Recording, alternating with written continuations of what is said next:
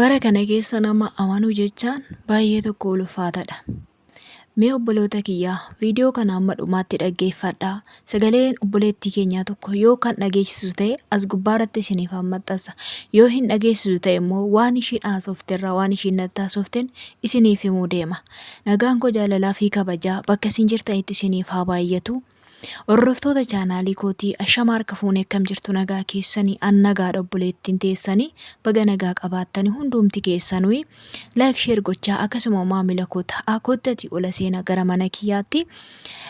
Miciyyoon kun meeqaa sagalee ishii irraa xiqqoo sinan dhaggeeffachiisa dhugaa rabbii hiriyaa bara kanaa jechuun hiriyaa shamarranii gaafa hundumaa wajjin nyaatanii walamantanii gaafa rakkattee rakkoo ishii sana keessa gaafa ati gargaarte immoo waan ati gargaarteef sana sirraa waa liqeeffattee naa kenni rakkoo kiyyan oolladhaa ittiin faayidaa koo godhadhaa booda siifan deebisaa jettee waarratte gaafa ittiin oollatte immoo sirraa garagartee dugda sitti garagarfattee dafqa kee kan si dhoowwattu yeroo baay'een warra dhiiraa qofatu shamarroota nyaata jedha beektu.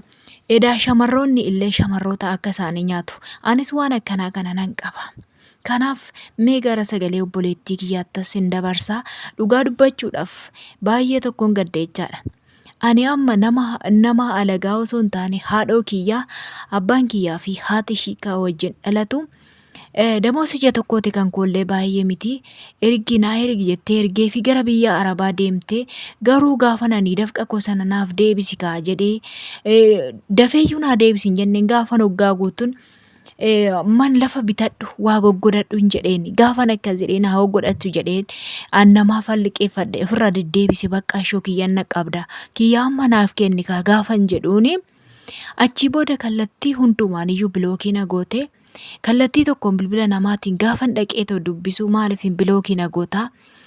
Ishumanarraa fuute dafquma xiyya tanaaf immoo gaafan jedhuun dafqa kee kana sirraa fuute yoo jedhee waaqayyo mootummaa sana hin gashin jette kanarra ragaan hin jiru achumaadhaan dhiisee bilookii gootee waarratte nama du'a ofirratti murteesse dafqa namaati nam dafqi namaa omaayyuu namaaf hin godhu dhugaa dubbachuudhaaf jechaadha keessatti warra wanta namaa hin nyaatina yaa obboloota kiyyaa amma barbaade haa ta'u obboloonni keessan gaafa sin rakkattaa sin gargaaranii nuuf deebisi dafqa kiyya gaafa sin jedhani gaafa haala mijeeffatte dafqa nama sanaa deebisi waaqayyo sin gaafata rabbi sin gaafata akkuma amantii keessanitti dhugaa rabbii waan fokkisaadha namni dafqa namaa nyaatu ana ragaa biraana bira hin jiru ragaa bira waan ittiin gaafadhu hin qabu waaqarrattannis obboleettiin kun irree akkasuma jechaadha birrii Dubaay birrii 4,000 5,000 jettee birrii kana jechaadha kan yeroo sanaa irraa liqeeffattee lafa bitattee saniin booda gantee warrattee 16,000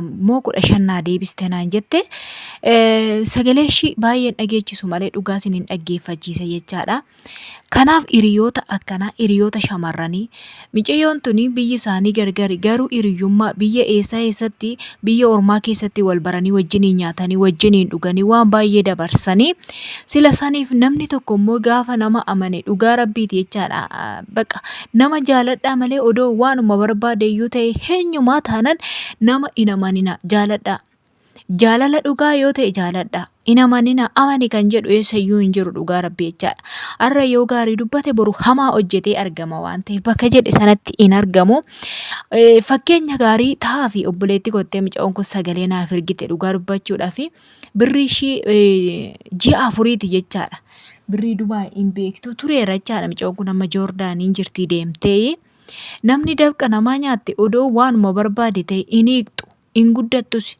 Dafqi namaa karaallee nama dabarsu kanaaf barbaachisaa miti jechaadha gara sagalee isaattis hin dabarsaa mee dhaggeeffadhaa. Qaxaruudhaan lafa kana bittee gaafa qaxaroon sun ga'u birrii isaanii harkaa waan ergitu dhabdee naa kenne Itoophiyaatti sii kenna gizeen galee ati siin galtas laayii anis nan galaa Itoophiyaatti buukii kiyyarraa baasee sii kennaa naan jette rakkoon qabu.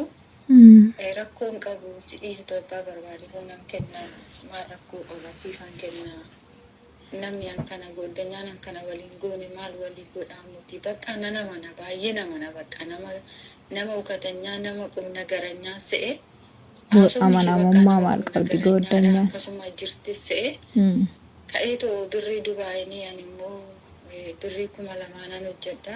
Birrii 1,000 kennee fi birrii Dubaayii birrii ji'a 3 keessa birrii 480 bichaa harkatti hambifadhee 5,000 fi birrii 5,000 fi 500 fi birrii 20 ergee fi beeku warri Dubaayii jechuudha.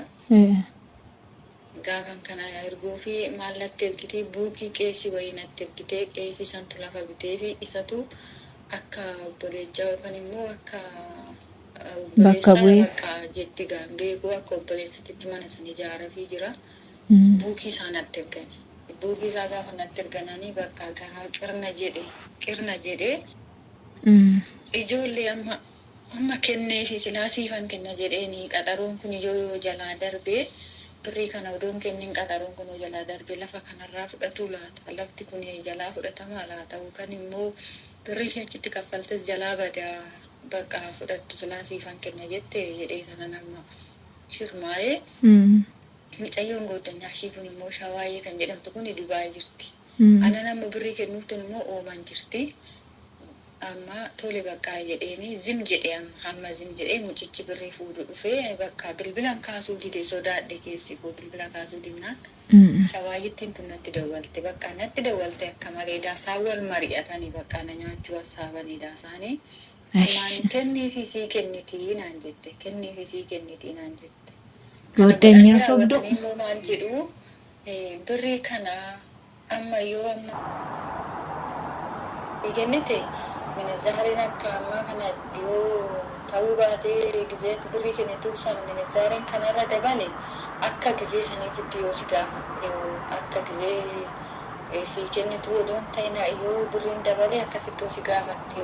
Innaa dhaggeeffattaniirtu kana siniin jedha ka goddanyaa shamarraniis akkana wal gootii yaa obboloota kiyyaa biyyi keessan gargar yoo ta'e ani yeroo baay'ee tokko na yaadadha namni walitti gurmaanii warrataniit uqubii seenan biyyaan gargarii uqubii seenanii makiinaa olii binnadhanii makiinaa bitatteet ishiin takka jechaadha muluu isaanii bilookii goote uqubiin ishii abaanan muluu isaanii bilookii goote jechaadha.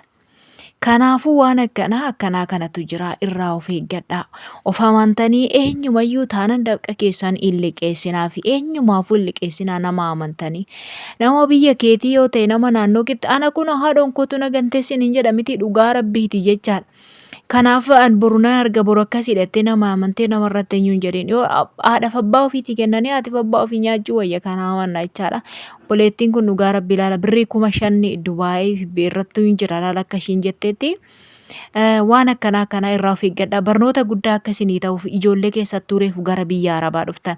Mijaa'uun kun dafqa ishii dhabdee jirti garuu akka barnoota argatan dafqanii fidu waan ta'eef jettee waarratteetu sagalee kana naaf qabdee miidiyaa irra ooshii jettee akkas isiniin jedhami dhugaa rabbi sagalee ishiitu baay'een dhageechisne malee jechaadha sirriitti dhaggeeffachuu dandeessu ture. Yaa'u baay'ateedhaaf sagalee tokko afaan tokko namni dubbate irraan barnoota guddaa isiniif taa'anneetii dafqa keessan adaraa shamarranitti illee amantanii walitti gurmoofne kana godhanna yoo isiniin jedhan illee amantanii nama kamittuu eenyuun jedhinaa isiniin jedha laalawaa micoo kanarra ga'e laayik sheer godhaa maamila koo ta'uu hin dagatinaa baay'ee turtii gaarii.